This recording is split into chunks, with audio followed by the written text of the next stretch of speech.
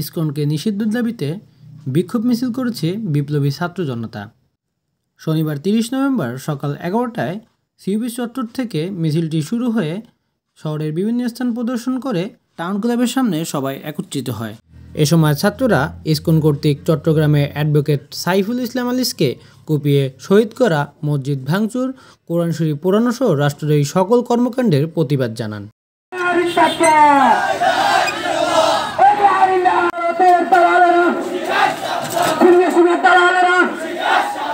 হামলা করেছে এই জঙ্গিদের স্থানে বাংলায় হবে না।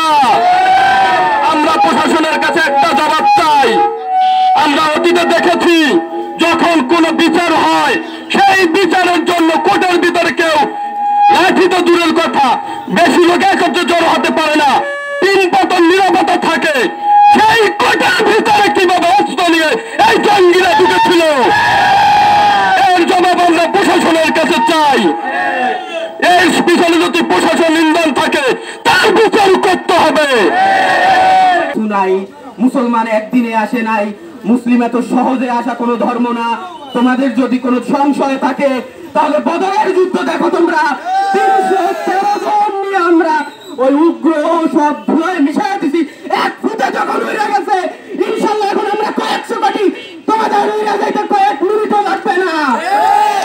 আমরা কিন্তু হিন্দু ভাইদের সাথে কিভাবে সম্প্রীতির বন্ধন রক্ষা করতে হয় আমরা সেটা জানি, কিন্তু ইসকন সে তো আর হিন্দুদেরকে প্রতিনিধিত্ব করে না।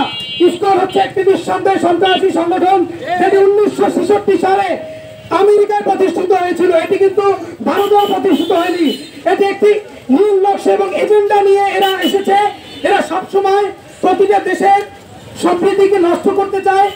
সংগ্রামী সাথী ও বন্ধুগণ, আমরা অবগত আছি যে একটা জঙ্গি সংগঠন ইসকন কিছুদিন আগে এই চট্টগ্রামে আদালত প্রাঙ্গণে আমার ভাই অ্যাডভোকেট সাইফুল ইসলামকে কুপিয়ে নৃশংসভাবে হত্যা করেছে। শুধু তাই করে নাই, তারা শুধু তাতেই ক্ষান্ত ছিল না, তারা আমাদের মুসলমানের প্রাণের মসজিদের উপর হামলা করেছে। আমি মনে করি এটা মুসলমানের মসজিদের উপরে হামলা করে নাই, ওরা আমার 16 কোটি জনগণের উপরে কলিজায় দাগ বসিয়েছে। আমরা মুসলমান রক্ত দিতে ভয় পাই না, আমরা জীবন দিতে ভয় পাই না, কিন্তু আমাদের সহমর্মিতা, আমাদের নমনীয়তাকে আপনারা যদি দুর্বলতা মনে করেন তাহলে এটা আপনার সর্বোচ্চ ভুল হবে। এটা আমরা ছাত্রবোধনের জন্য করছি, দেশটা যেন সুন্দর হয়, দেশটা যেন সুন্দর করে সংস্কার করতে পারি, যার জন্য আমরা সব হিন্দু মুসলিম ভাই ভাই হয়ে একসাথে কাজ করব। কিন্তু তারা কি করলো?